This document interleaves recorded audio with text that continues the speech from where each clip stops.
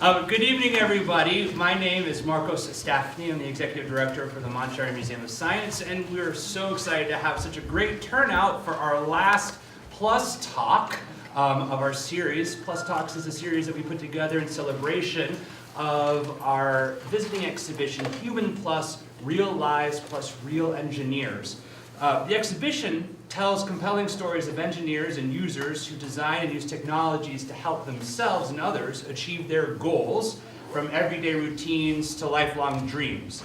This evening's conversation focuses on the real lives part of the Human Plus exhibition, or what can happen when your life is thrown out of balance.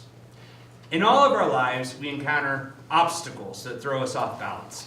Some obstacles can be harder to face than others, but through a little ingenuity and sometimes a clever use of tools, we can figure them out. There we go. In the Finding Your Way exhibit in the Human Plus exhibition, researcher Hyun Ka developed a way to overcome an obstacle he faced.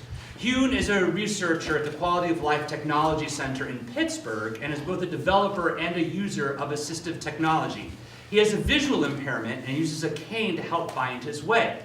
Canes help detect obstacles in a path and changes in walking surfaces, but Hyun pointed out that canes work best for detecting obstacles low to the ground. They are less effective for obstacles that are higher up. Hyun developed a navigation system for people who use canes. Each cane has a device that gives off a special signal. Smart signs pick up the signal from the cane and provide spoken information to help the user navigate. Hyun developed a new tool to help people and himself. So basically, a tool is anything that helps to make our lives easier. So imagine you have an obstacle to overcome, but have no additional materials or physical technology to help you make a tool. How could you use just you to make your life easier, or at least just a little more balanced? With us today to discuss how to stay balanced using our minds and our bodies is Adam Pierce. When Adam's brother Kevin Pierce sustained a severe traumatic brain injury in 2009, Adam took a leave of absence from his job and spent an entire year by Kevin's side supporting his rehabilitation. Each year, 2.5 million Americans sustain a traumatic brain injury. It's often an invisible injury, something that can have a lifelong effect on a person's well-being and health. Adam co-founded the Love Your Brain Foundation alongside Kevin and now serves as the executive director. Through his vision, Love Your Brain endeavors to help all people understand what it means to truly love your brain. Adam also served as the co-producer and co-videographer of the HBO documentary, The Crash Reel. Ladies and gentlemen, please welcome Adam Pierce.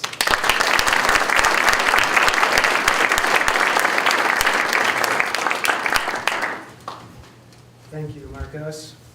Can everyone see me, or should I stand up? You're good. You feel good? How does this feel? Is it a little too high? Do you feel good like that?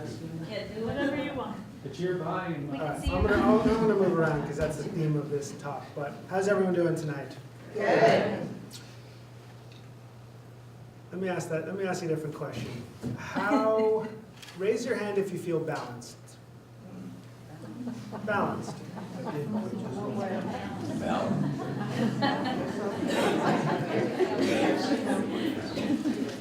So I think it's a fascinating question. I think there's a lot of ways to look at balance, right? I heard people say balance. What kind of balance? What type of balance? And I'm excited to be here and share with you something that completely transformed my life. And it gave me a new perspective of what balance is and also how to cultivate balance, both on a physical and a mental level. So I'm gonna kind of go through this quickly, and I'm excited to kind of open this up and really create a dialogue and discussion, because I think that's where we'll find the magic from this. But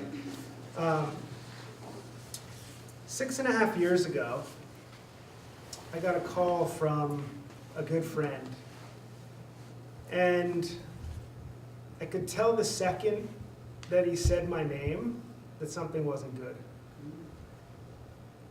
And the call came from a good friend, Tyler, who was out in Park City, Utah, who was training as well, alongside Kevin. And I can remember the words so clearly in my mind, and he said, "Adam, Kevin is really hurt." And it just happened, so he didn't know the extent of the injury. So I said, Tyler, just give me a call as soon as you have an idea of what's going on. I was at the time on a stationary bicycle, and I got off the phone and I just was like, I have to keep going, but I couldn't move. And 20 minutes later, I got the next call, and the call was, "You need to get out here right now." And it's the last call you ever want to get from a friend, from a kid. I think it's every parent's nightmare, and it definitely was a brother's nightmare. So a lot of scrambling took place. We got on a plane a few hours later, and the next call came through. And it was from the doctor, and the doctor said we need permission to drill into Kevin's brain to release the pressure that was been caused by this traumatic brain injury. So this was the call, this was the moment that Tyler called me. And then this was the call, this was the first image that I had walking into the hospital room. And I can remember just going in and just breaking down, just being like, who is this? This is Kevin? Like, this is Kevin? Like, this cannot be real. So this process for me was completely, as you can imagine, throwing me out of balance. This is probably 3.5 weeks later, and you can see that, he's clearly made improvements, but he's not there. He's not speaking to you in coherent sentences. His eyes are gone. So basically, in short, this is what happened for the next month and a half when we were in critical care. He continued to get better, but it was slowly happening. And then he started to make really great progress. But as you can imagine, when you damage your brain, which is the control system for everything that we do, everything becomes unbalanced. But what was pretty spectacular about Kevin is that maybe a month, I want to say 2.5 months after you just saw him in the coma state, we were at Denver Hospital, and they had this board here, which is a balance board, which is similar to what I have here. And he got on this board, and the therapists were like, no, like let's not get on here. And he got on it, and he's just like. I just like to thank everyone at Voodoo for hooking me up. Voodoo Balance Force, thank you. Thank you for the love and support that you've shown me. It's great just ripping on your board. I'm just over here ripping it up, doing my thing, enjoying life. Enjoying life, he says on there. So this was a pretty interesting point for us. And I think what was interesting for me is that we were at the state-of-the-art facility for rehabilitation for very severe traumatic brain injuries, and the only balance board they had was this one. And I don't know how many of you have been on a balance board that has a wheel under it, but it's very unstable. So we kind of, as this process went along, we were like, how can this be? How can't there be a product or a balance board that's going to help people's physical balance? So we started kind of working and talking to some people who we knew who actually are a Vermont-based company who makes balance boards. And we started talking to them about balance and why, what can we do to help people to improve their physical balance. And we started talking about the different forms of balance, right? You have your forward toe to heel, you have your side to side, you have all of that as well, and then when you start moving your upper body, you have all of these different things happening. So what we started to do is think about how can we mimic all of those motions in a safe way that will help people progress their balance. So the short of it is we came up with this board that's up here that you're welcome to try out later, which does that exactly. It takes from a very, very basic level with very little movement all of those different planes of motion. And what's great about it, and that what I actually really like, is there are 3 different components to it that allow people to see their progress. And when you have a brain injury, one of the main things is you don't have awareness. You can't tell when you're getting better. And that was a big issue for Kevin. He couldn't see his progress. In 6 months, I kept saying, oh my gosh, it's night and day from where you were. And he said, what do you mean I'm making no progress? So this is one exciting project that we've been working on, and something that I think resonates to the theme of these talk series, which is technology and improving different things to help people move forward. What does that say was the first pink letter? It says Voodoo, Voodoo Balance Boards. VEW? Yes, and the artwork is an elephant that we had this amazing artist do. And as you guys know, elephants resemble balance in many ways, and there's actually some secret words throughout the drawing that have words of resilience and patience and all these important things that help people move forward. So I'm going to move from the physical balance into more of the mental balance. And this is very much a fascinating one for me, because I don't think I would have ever gained the insight and understanding into what really cultivating balance means if it weren't for Kevin's accident. And I might have fallen upon it or stumbled upon it, but what it made me do is realize after the year I spent with him that I was out of balance. And it wasn't a physical balance, it was an emotional balance. I had just given a year of myself and just given and given and given, and I needed to figure out how I can better take care of myself. So before I go into this story, I want to lead everyone in through just a very short mindfulness practice. So if you can just remove anything you're holding, ground your feet, and just begin to close your eyes. And I'm gonna ring the sound of the bell when the practice is over, and you can open your eyes. You can finish paying attention to your breath. But I want to give everyone just a bit of a short experience into what I'm about to lead everyone through. So if you can please close your eyes. Feel the ground under your feet. Feel the cushion under your sit bone. So I'm going to lead us through a short meditation that can help us take a moment to slow down and bring ourselves into a more loving and positive space. Take a slow, deep inhale.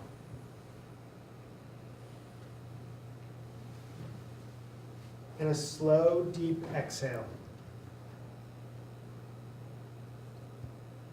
Do this one more time.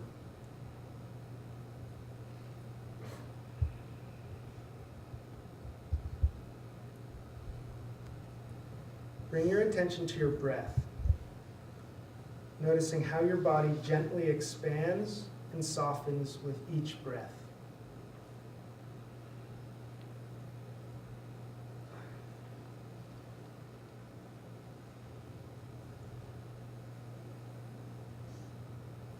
Call into your mind someone you love. This could be a family member, partner, friend, even a pet. Think about a memory when you felt love for them. What are they doing? How do they look? Let yourself feel love for this person. Feel the joy and connection you have with them. Open yourself to this feeling.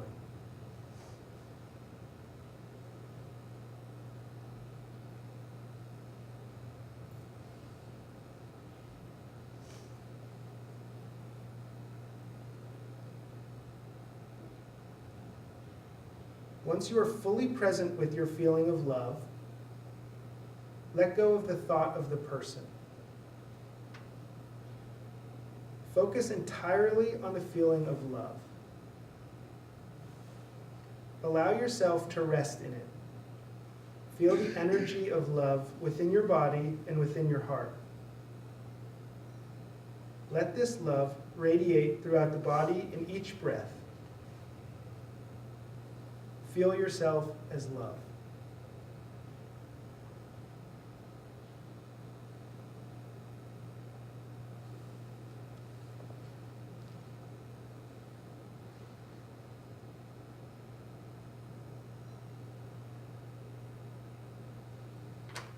Notice how the sensation of love and joy remain even after you let go of the idea of the person inspiring it. Your love originates from within. It is not dependent on anything outside of you.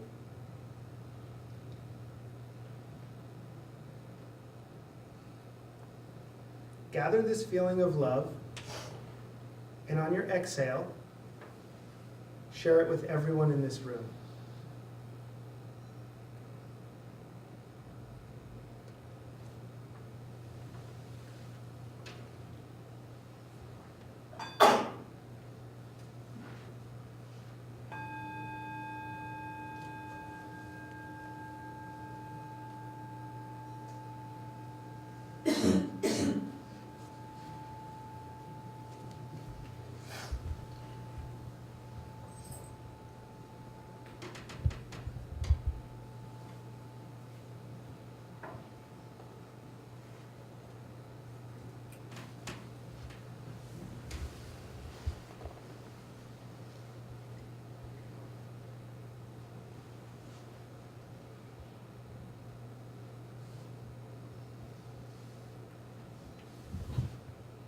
So what I learned through this practice of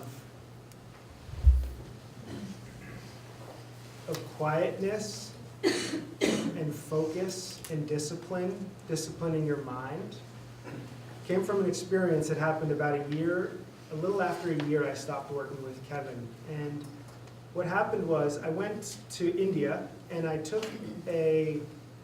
went to a Vipassana course, which is a 10-day silent meditation retreat. And the whole time you're in silence, and you meditate for about 10 to 12 hours a day. You're sitting and meditating.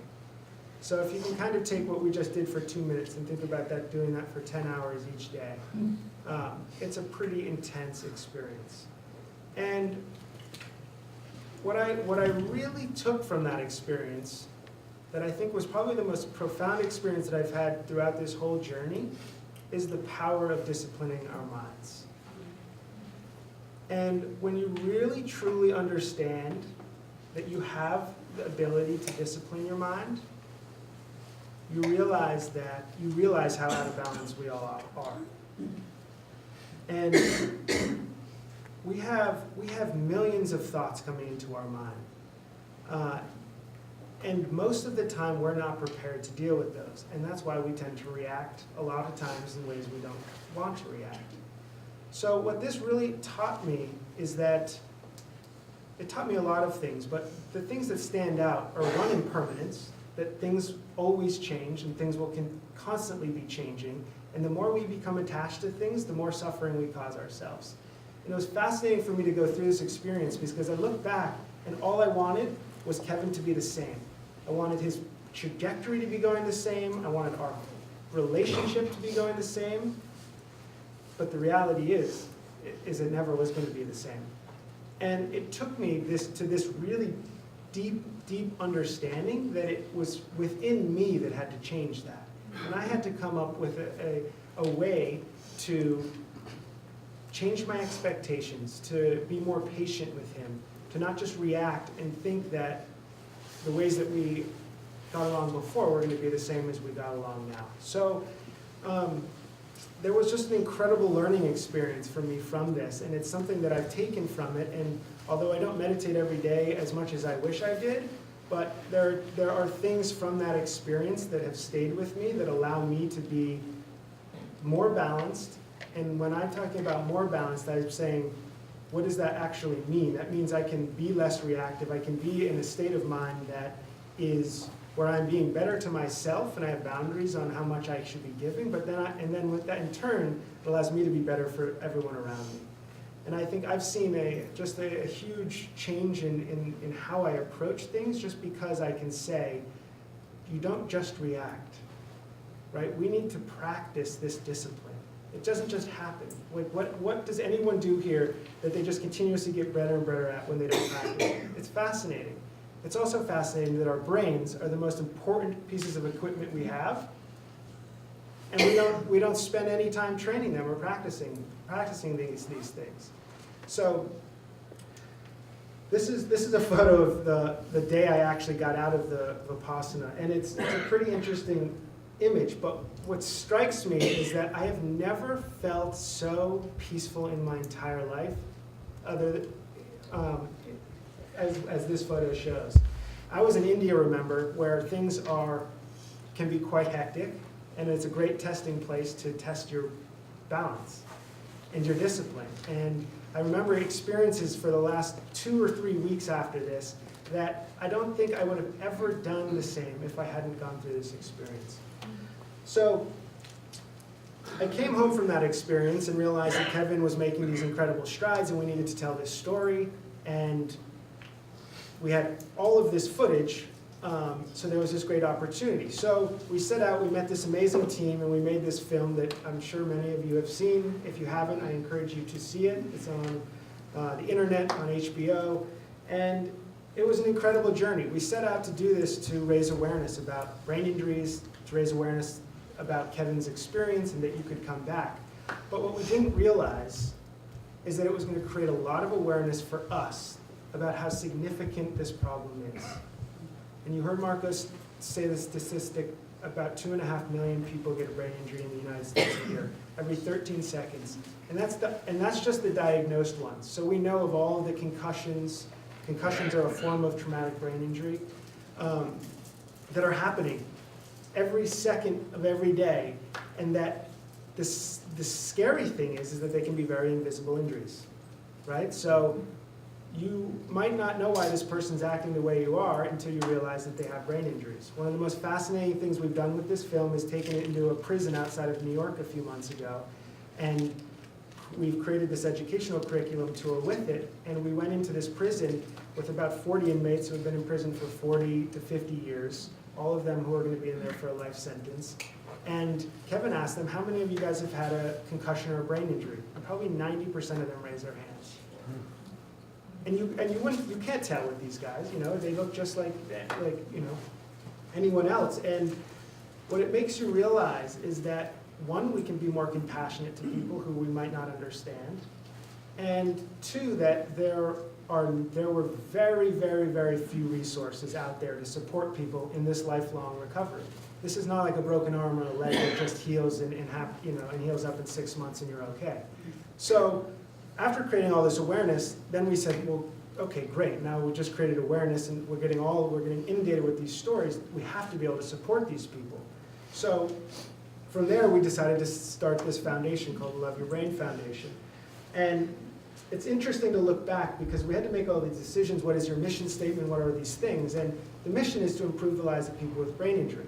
Well, what I didn't realize at the time was improving the lives of people with brain injury is really bringing balance to people who have gone through this difficult situation. Not just for the person who got the brain injury, for the family, for the caregiver, for everyone involved in this event.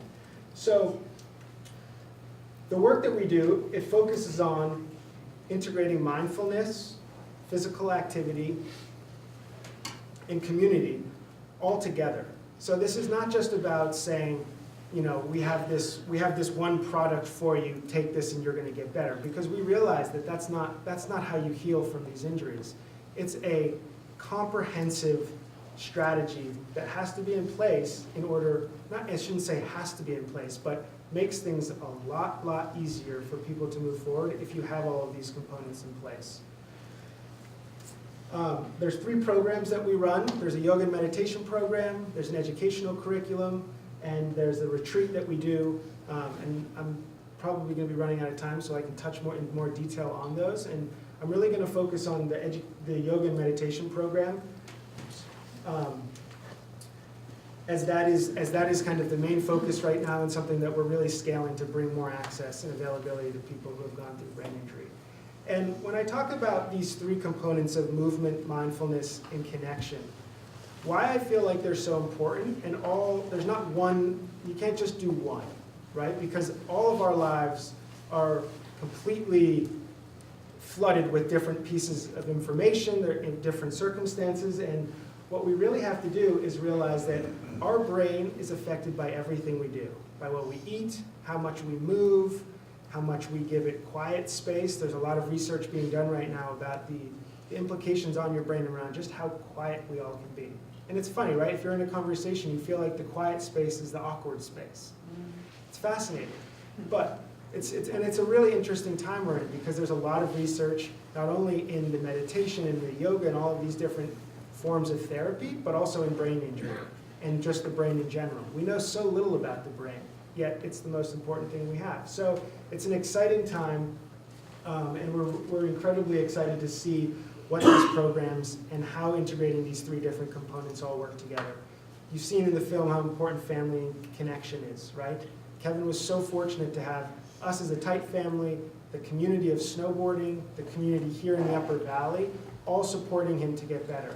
We get stories from people on a daily basis that don't have family, that don't have financial resources, that don't have the inpatient care to even understand how bad their brain injury is, yet they're trying to figure out how they get back to a job. I just had a woman last week say, my family has completely disowned me. They don't believe I have a brain injury. And so what we're really excited about is that we've created this program that incorporates all of these things. It has movement, safe movement. I don't know how many people have practiced yoga, but it's accessible. It allows such a wide range of motion, depending on how far along you are in your recovery.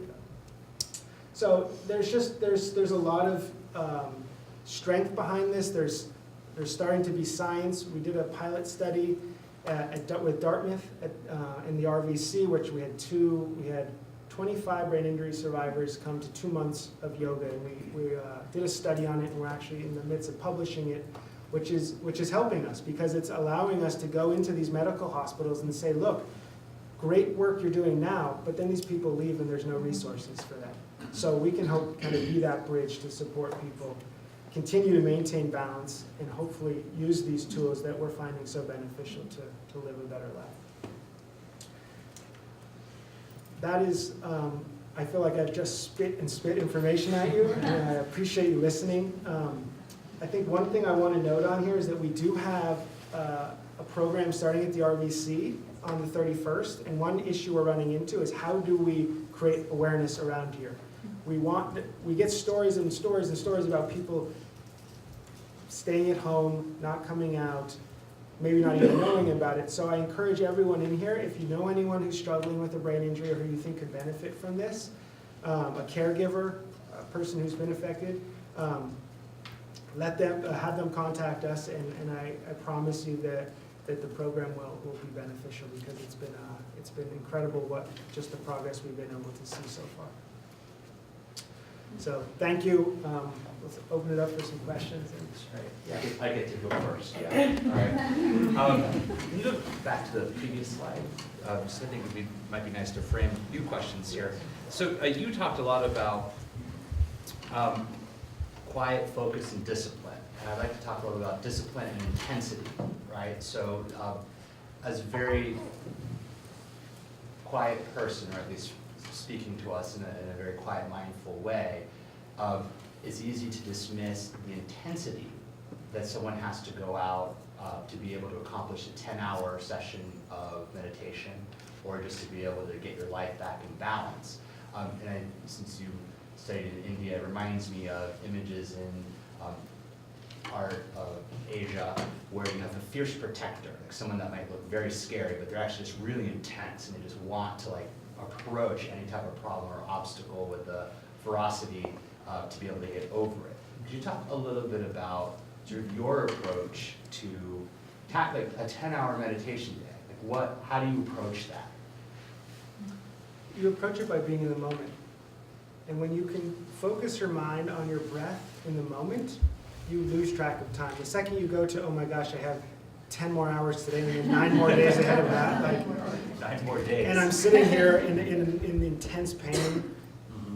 And you go to that thought, you realize that thought controls your mind.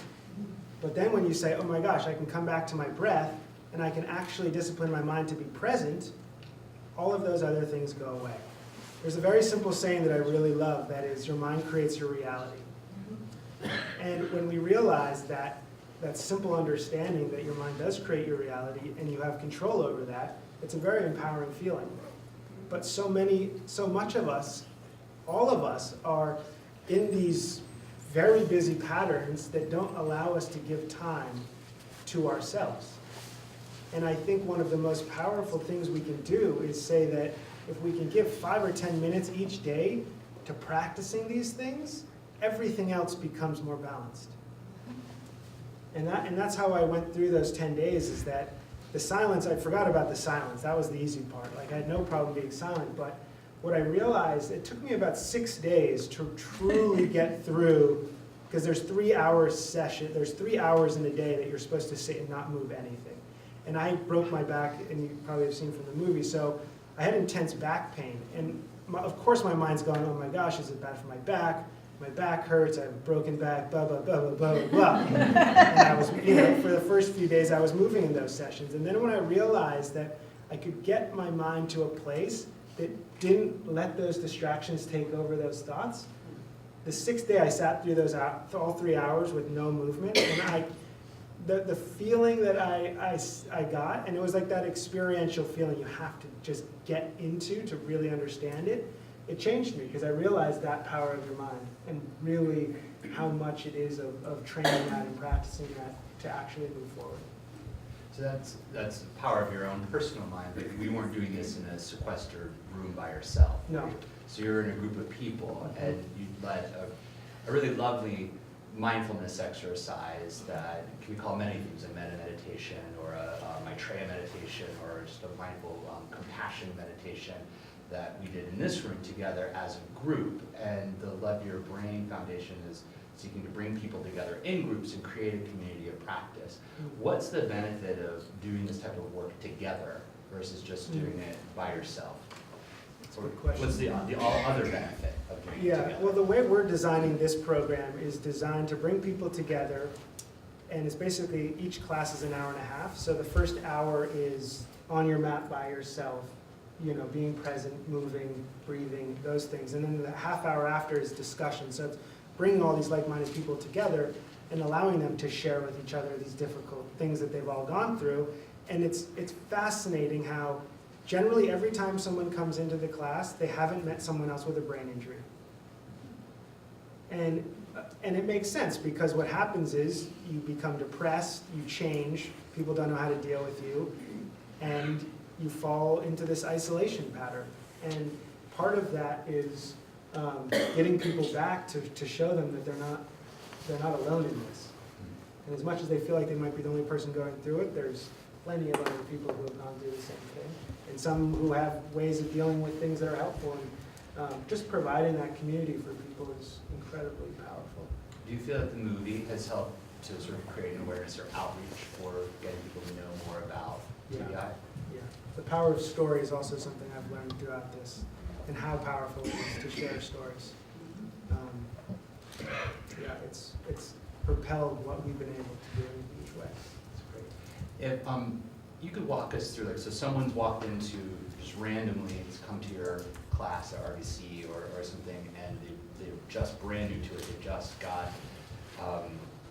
a notice and just showed up, they were brave. How would you move that person through your theory of change? Mm-hmm.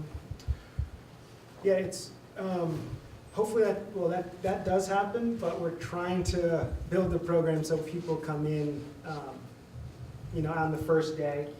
The 6-week is designed so that everyone starts together in the first time, and if someone comes in late, then hopefully they'll sign up for the next one. But the whole program is designed around the 10 factors of resilience. And the thing about resilience that's been so interesting in this process for us is that when someone has a brain injury, they think about recovery.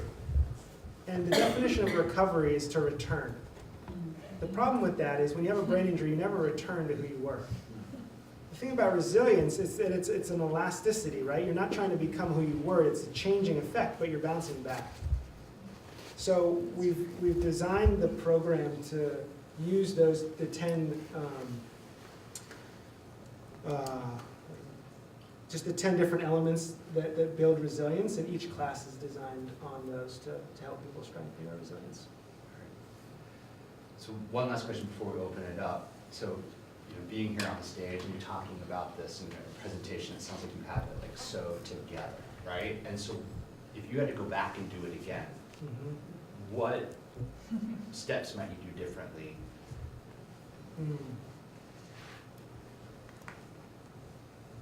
It's always a Did it hard all question. perfectly.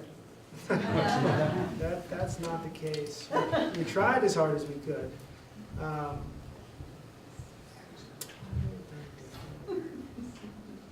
Let's take it back to a tool. Is there a tool of some sort that hasn't been invented yet that could have made this process go a lot faster or different? I think that the tool is figuring out how we get people to spend more time practicing mindfulness or meditation or something that helps discipline our minds. I don't think it's any external thing we need. I think it's figuring out how as a society we pay more attention to the value of that. Because when we all can give ourselves time, we're better for ourselves. And then whenever you're better for yourself, you're most likely better for the people around you. So, yeah, I don't think it's a tool. I think it's education. It's a lot of people need science to believe some of these things, so I think that's coming. Yeah, but I don't, yeah, it's hard for me to look back because I know I can never change something like that, but I think just having more, I think having the practice would have helped of just being able to just find more balance through the whole process. The meditation practice, maybe having that. And I think also just being more open to realizing that, actually I can give you one specific thing. One thing that helped me very dramatically with my relationship with Kevin that struggled, whoever said it's been perfect hasn't, because Kevin and I relationship has struggled. And we went to a neuropsychologist, and the thing that he shared with me that's been the most helpful is that I need to change my expectations. I constantly am saying, no, Kevin, you're not doing this like you were, or you can, because I think you can do this, because I've seen you do it before. And reality is my expectations are completely misset for what he's able to do. And once I had that awareness, I was really able to understand that my relationship could be a lot better with him, and it wasn't him. Every time you point your finger at the other person, turn it around, because it can change from looking inwards. So there's three more pointing back at you. Yes, exactly.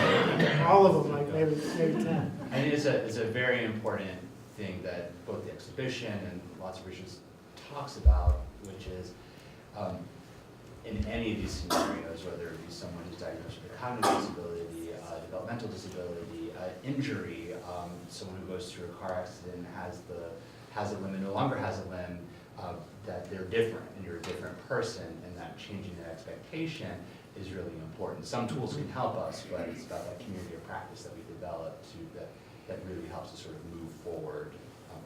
Speaking of that, with the community, I'd love to open it up to questions in the audience. Yes, ma'am. Now you developed this program to practice every day, but when you were working with your brother for the year, was there anything that you did like every day you might not have thought of it as being a daily practice to help you get through? Yeah, there was one thing during the month we were in critical care that we were spending a lot of time in the hospitals, and it was puzzles. It was interesting. I got really just into doing puzzles. And I look back and I'm like, that was kind of a meditative practice. Yeah. And then music, I play just acoustic guitar, and that music was huge for me. People didn't hear the question. Was there something that you did on a daily basis that you didn't expect to do? So puzzles and playing Puzzles music. and music, yeah. So, I once sat in a room in Lindenville with your parents and Pema Chodron. How does their practice influence yours? This is the simplest way. So this is, we grew up with this Tibetan singing bell in our family, and before every dinner, she's been at the dinner table, Betsy. Yeah, we grew up in not a religious family, but have always parents always were open for us exploring and just trying different things, but we've always had a bell, and I actually don't even think of it as a religious practice, but it's a practice. And it's a beautiful way of bringing everyone into the present. So we have everyone just hold hands before dinner and ring the sound of the bell, and basically just think of, you're just aware of your breath, aware of the sound of the bell for that time. And that's influenced me more than I think I could ever imagine, because it's a very simple practice, and if you have family dinners, it's a great way to bring the family together and have a mindfulness practice. I just want to make a comment that I first got into meditation back in the 70s. And it always seems that the very people who think they don't have time for it are the ones who need it the most. That is true. And we all can make excuses. Yeah. It's so easy to make an excuse. I wanted to ask you, did you get on that board? You want me to get on it? No, did you get on it when he got on it? Oh, yeah, Okay, that's a good thing. yeah. Yeah. Yeah, it probably looks a little more dangerous than it was. Oh, no, I know I was what it's ready like. to. Yeah. I know what it's like, I know what it's like. I was trying to improve my performance when I went to a private college to play basketball. And the eye doctor put me on one of those boards. And it's really a challenge, Mm, and it still would be a challenge. Yeah, I think that's what mindfulness is as well. yeah. Yeah, Kevin has a problem with his eyes, and he's been going to eye doctors, and they have him now on this board while doing the different eye exercises. Right. So he's stimulating all of these different pieces. It's, speaking on the board, it was a practice that he was used to, like, I have border friends, and they'd be on like trampolines and things like that, helping them before, to gain stability and just be able to do it. So it's a familiar muscle, a muscle memory thing as well. And so being able for him to be confident enough to just go ahead and try it, makes that connection to what he knew before too. Right. And then makes that connection to being comfortable, and then makes that connection to having hope and things like that. But I wanted to say, did you, or do you kind of consider, have thoughts on the fact that expectations in general are kind of impeding on people? Because it's one thing to be open to something no matter what kind of happens, but not holding expectations to it, because you hold expectations on yourself, you hold expectations on others. If you set a bar for somebody, then you're setting something for them.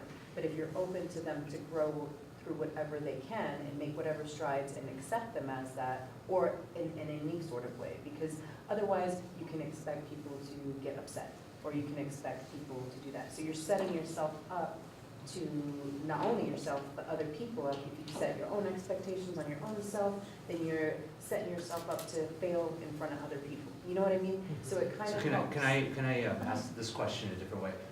How did you, so you changed your expectations, but how did you go about the process of changing your expectations? Well, the interesting I think about is that I think it's okay to have expectations, but it's how you react to the result of that expectation. And that's where mindfulness can help you say, I'm going to set a bar high. I need to, I want to be able to push and go, have something to strive for, but that doesn't necessarily have to dictate my happiness levels or how I react to that. Can I ask a question about, so you're from here, right? So even people I work with here at the museum, they have kids who went to high school with you. You've still remained in this particular community. How have you been able to shift perception or expectation with people that you've just grown up with? We're going to shift expectations. Or I guess, how do you communicate that expectations need to change? So you told us that you had to change your expectations, Mhm. but do you have an active way of doing that? With friends who were friends with Kevin or stuff like that? Or people, who are approaching classes, like how do you communicate through the coursework or through this that you have to inform people that we have to change expectations? Mm. Well, I think if it's specifically to someone with a brain injury, the recovery and resilience factor helps. But coming to the realization of not expecting that you'll be where you were, that's a process to go through. And you can't just tell someone that, I don't know, Have you had instances where you've shared it with us, that you've had to change your expectation, but going maybe back to your friends and people around you, how have you shared that, or communicated that you have to have a change in expectation?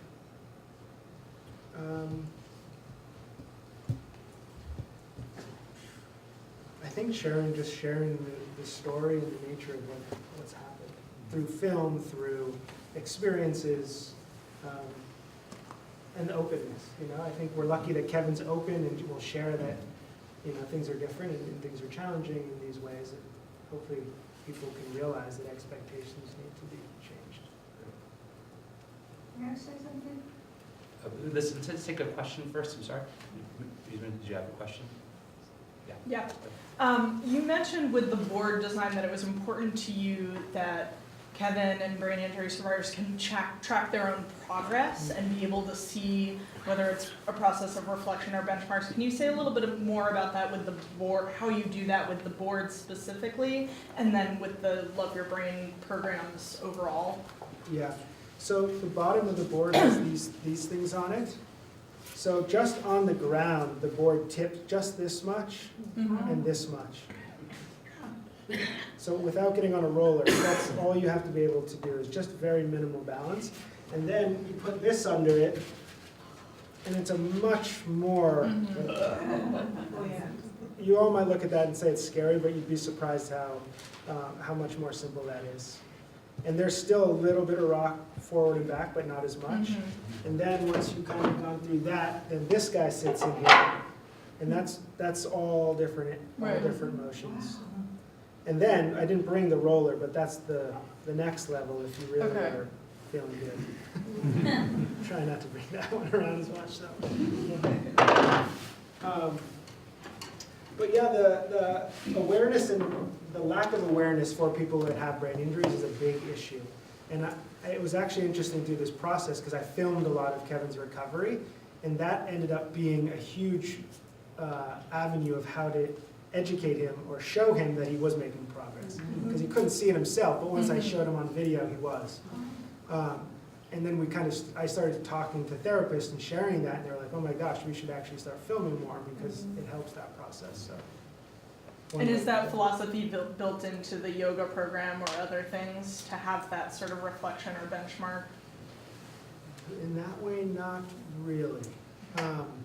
The way progress works in the program is more like in 6 weeks, so there's 6 classes. The first 2 classes are identical, and then we'll just start integrating a few different higher level changes to modifications or things like that.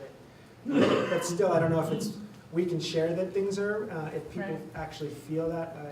It's a good point though, it's something to pay attention to. This question? Yeah, Jordan, go. I was just wondering, like, if you could create the Shangri-La of what Adam could have come into, like, the thing that I imagine is that you're trying to create this movement that causes awareness and creates a community of people. Can you describe, like, in 1 or 2 sentences, what you wish Kevin could have come into when he was done, and what you guys are hoping to maybe create in terms of, like, I just imagine America, like, waking up and having these communities everywhere, maybe support groups and, like, yoga happening, and, oh yeah, hey, there's one over here, and I don't know if that makes any sense. That's what we're trying to do with this program, is basically not create support.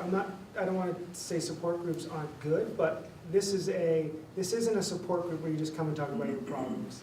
This is something you come and you move and you develop a practice that is self-empowering, and then there's also a discussion element that can be facilitated to help people share stuff that has been helpful in a recovery, or yes, acknowledge the issues, but acknowledge the issue with something that helps and that brings positivity to it. And yes, I think our vision is like, can one of these programs be in every community around the country, around the world, and having that effect of building community and helping people continue to build resilience and balance, because community is a powerful tool. And on that note, I think we're going to end our community conversation at this point so that people can get a moment to try out the boards and they can talk to you personally too. We'll stick around for a good 15, 20 minutes here in the museum, so if you have some questions that you want to personally talk to. But without, I want to thank everybody for coming to the museum this evening. Thank you for those who've come to many of the Plus Talks. Let's give Adam Pierce